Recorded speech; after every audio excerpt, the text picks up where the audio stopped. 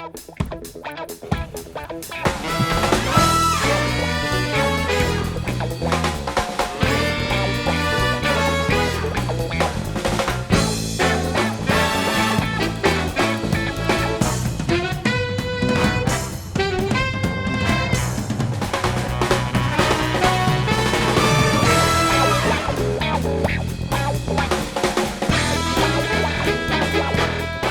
and welcome to Caught and Bold. We are back after really long, and we hope that those who are watching us and those who aren't even watching us, you all are safe and healthy. And along with us, we're looking forward to the start of this new exciting test season from August onwards. Yes, I'm talking about the India-England Test series that starts from the 4th of August. England received a really bad drubbing by the hands of the Indian cricketers earlier this year, and now they would be really looking forward to have a go in their conditions against this Indian team. And this would also mark the beginning of the new World Test Championship cycle of 2021 to 2023. Joe Root has absolutely made it no secret that he is raring to go at this Indian squad with his full strength team. And Akshat, your thoughts on Joe Root's team selection and this series?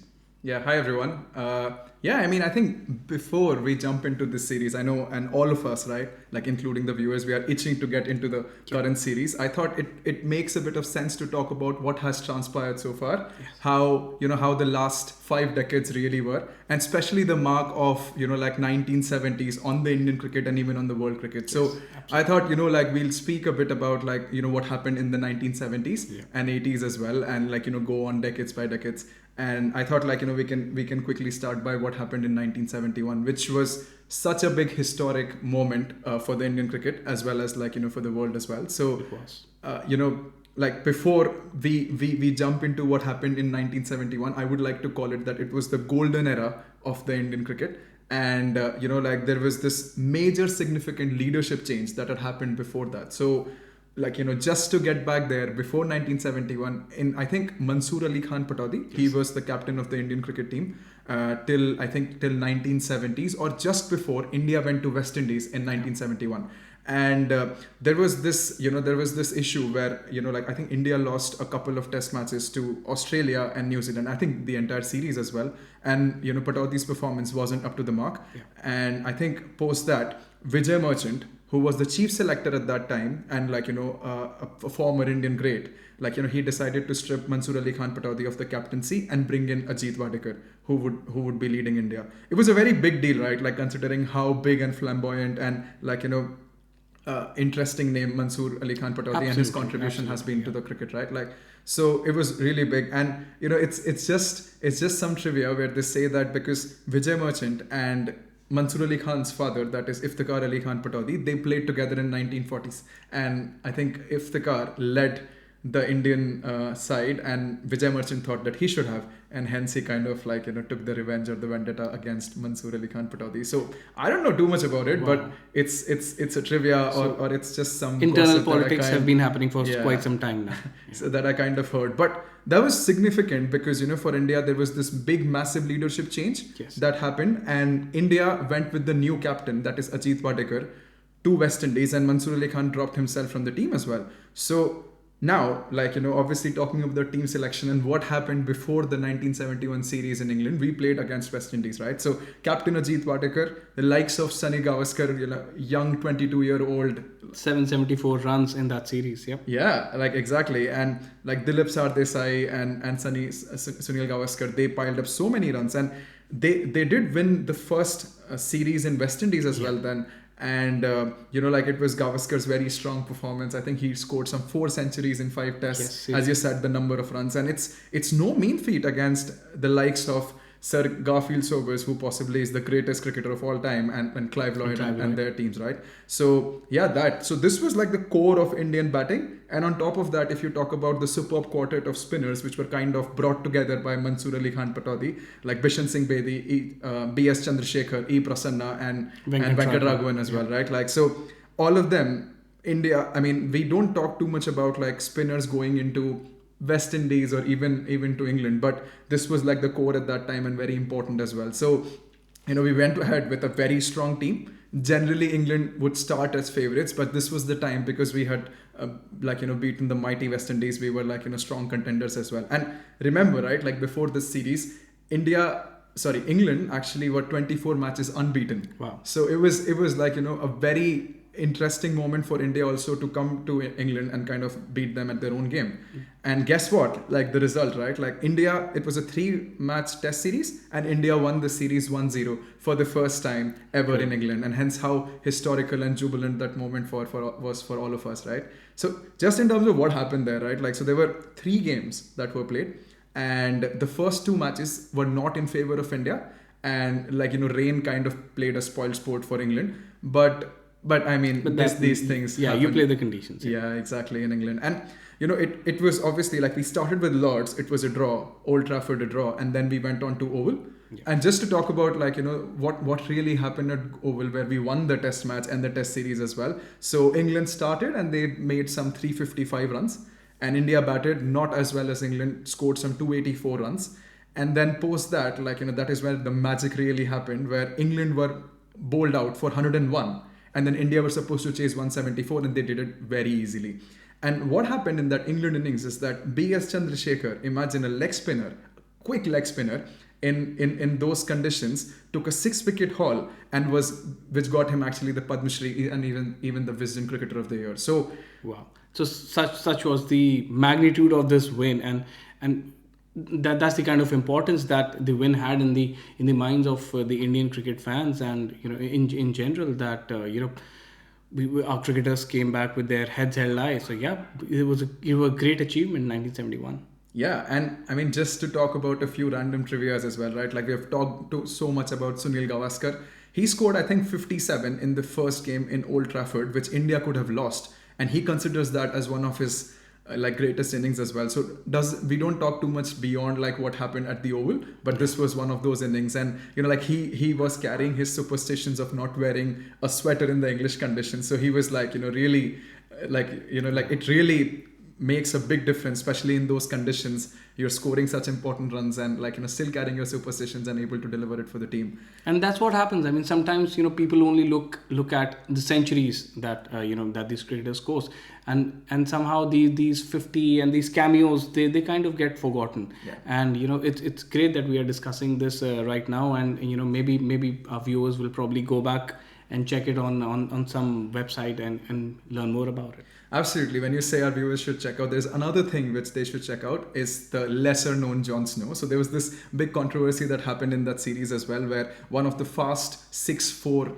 bowlers, from England, Jon Snow, he basically recklessly kind of barged into Sunil Gavaskar, and Gavaskar being 5'5" and not obviously as heavily built as Jon Snow was, he fell on the ground.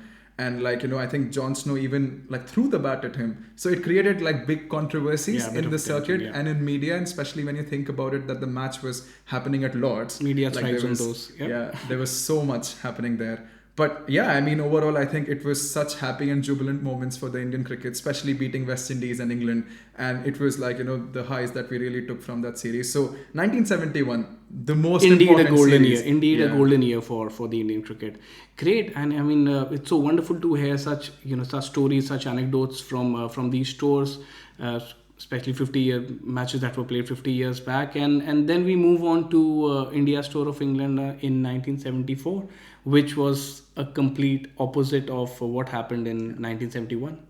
Yeah, absolutely. And I think, it's again important that we are only talking about the series that were played in England and not necessarily the ones in India, because just for our viewers, India won against England when they came down in 1970-73, right? So this was, and that's why we call it the golden age. However, 74 is when, we completely lost it. Yeah. And this is why it's called the golden age, which started from 71 and finished at 74. So, I mean, obviously, right, we won against the Caribbeans, won against England, again defeated England at home. So we were coming on a very high. But in this condition, surprisingly, India was playing England in the month of April. It's bitterly cold at that time. The media was obviously not favoring English cricket at that time as well, saying that this is a bit cruel on the Indian side, who are generally not used to such weather and conditions. But like that's how things were. And one interesting thing that I actually saw while I was looking through the looking through the entire era of 70s is that there used to be a lot of tour matches in like in India, sorry, in England specifically, and like the team would play against the likes of an Oxford University or Lancashire or some other county clubs as well. So have you, I mean, I haven't seen that recently. Have you noticed anything there? It used to happen till about 2002. Maybe it happened to some extent in 2007, before especially the advent of IPL and that's why those tours to England were like really long, because teams used to play several practice matches. Yeah. They used to play county of whatever the next venue would be. So for example, if they were going to Old Trafford, they would be playing in at Manchester. They would have a match against Lancashire, or if they were playing at Lords, then they would play against Middlesex. So the county teams that had dedicated stadiums, and wherever the teams were touring, they were playing practice matches against those, and I think that was a great way to get acclimatized to the entire condition, get to know about the kind of bowlers, the pitches that you would be playing on. And yeah, I mean, for a cricketer, what better than that? I mean, you are getting a chance to improve your technique, improve yourself as a batsman or a bowler. Yeah. I mean, it's surprising you say what's better for a cricketer, but I guess it's a lot of money. Yeah. I mean, now of course, maybe focus has changed. Yeah, I mean, I think if India follows the format that they're doing in Sri Lanka right now, where they have got a couple of teams, then they can still do it. But if you have the likes of a Virat Kohli or a Rohit Sharma or a Jasprit Bumrah actually playing for the squad, I think it's a bit difficult to do that. But I'd love to see these tour matches like the one which recently happened, right? Like against the County 11, where Hasib Hamid hit 100. Yeah, and such is the pool of the talent that the Indian team has, that we kind of gave them Washington Sundar and I think Avesh Khan also. Both of them were given to County 11, and they played on their behalf. So oh really? Yeah, that's what happened. So Wasim Jafar wrote a tweet that there are 20 players in Sri Lanka, there are 20 Indian players in England, and there are 2 that we have given to County 11. So yeah. I wonder what happened there, because both of them got injured and now are back in India, right? Yeah, like, they're back in India. That's kind of funny. But anyway, like, talking about 74, I just keep on ignoring it because that was such a bad tour for India, right? Yeah. Like India lost 3-0 in that series, like in a 3-match series. And like, like a couple of those games, we actually lost by an inning. Yeah. And there was one particular that comes to my mind, is that we actually got all out for 42 at Lords, which was like, the India's lowest score of all time. Like till that point. Till then, yes. Until unless our current Lord decided to step up, and they decided to okay, fine, we'll take the mantle from here on, and they got bowled out for 36. But yeah, that tour ended on a happy note as well. Unlike this tour where we lost 3-0. Yeah, absolutely. Yeah, and I think still, like, I know the tournament, as in the series didn't go as expected, but there were a few silver linings, like the batting of Sunil Gavaskar, who hit 100 in the first match itself at Manchester, and like Syed Abid Ali, who was a great all-rounder for India before Kapil Dev, right? Like, and he also made significant contributions with the bat. I think from the English side, there was like their main player Dennis Amiss, who scored really well, and then Mike Dennis, the controversial captain of the England side, like, who had an impactful performance too. Their bowlers were amazing, like Chris Old to mention if I have to. But yeah, I mean, what a series for them, and like, completely changed the gears, and like defeated India 3-0. Yeah, that would have been a tough pill to swallow, especially when you won the last time that you were there. Yeah, it's also interesting that Ajit Wadekar was sacked as a captain post that, and like he retired soon after from international cricket. And like there was this random trivia that kind of came in as well, where some of these players, basically all of the Indian squad, was invited at the High Commissioner's residence, and some of them actually arrived late, so they were asked to leave. So that was a bit that's rubbing salt on wounds. Yeah. Yeah, I mean, obviously I wouldn't like to be invited to a dinner, especially after losing or getting bowled out for 42. And there was another one, right, like which comes to my mind, is what Sudhir Nayak did really. Like he basically he was accused of stealing a pair of socks from Marks and Spencer's. Like, I don't know who does that, but that's what happened there, and he pleaded guilty as well. So yeah, I mean, lots of things happening on that tour reflects badly on the leadership. Yeah, it does. Yeah. And maybe the entire team wasn't in the right place, and one thing led to the other, and that's why the result. But then, like 1979, that was the third and the last series in In the in 70s, that yeah. decade, yeah. And like for India, obviously it was important because in a way, like we won a couple of series against New Zealand and West Indies, but we won at home. So it has been a while since we won in England, and obviously like the team had changed a bit, like the leadership had changed a bit as well, and we went ahead to England. But I think there were quite a bit of nerves playing on India's mind, especially after the forgettable World Cup campaign that we had in 1979, which West Indies won, and India lost all the three matches in the tournament. And even against Sri Lanka, that was qualified for the first time in the World Cup, even though it was the second World Cup, right? Like, so lots of going on there as well, but it was a new chance, new opportunity. A few youngsters who happened to win the World Cup for India were in the team as well, right? Like so yeah, obviously like it was very important and big as well for the team at that time. And again, I think just talking about like what transpired during that series, right? Like, so we played 4 test matches against England, and we had a heavy defeat in the first one itself. And we kind of saved the remaining 3 tests, I would say, or possibly the 4th test is the one which we almost pulled off. So yeah, I mean, I thought India had a great series. Yes, we lost the series 1-0, but we had very strong chances to make it 1-1.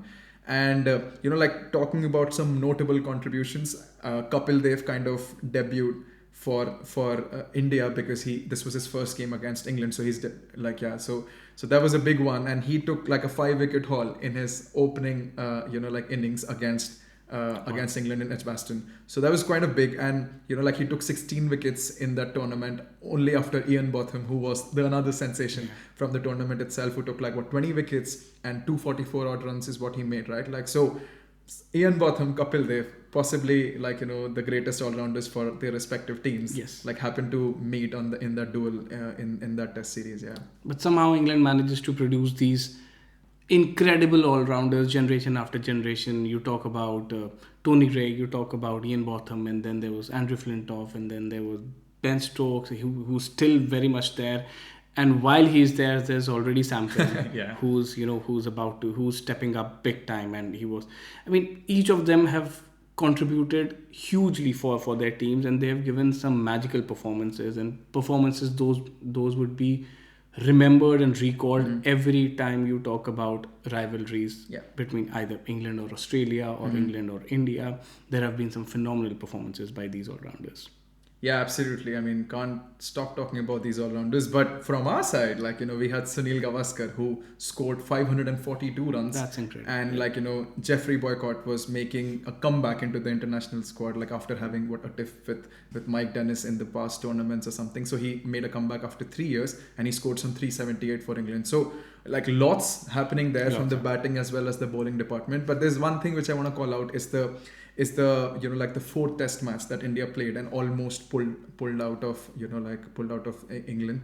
So in the 4th innings, I think India needed some 438 runs, and we had 1.5 days left, and we managed to get 429. Can you imagine? It would have been such a big deal. So close. Winning a match and obviously drawing the series as well. That would have been one of the most incredible chases of our times or of that generation or ever.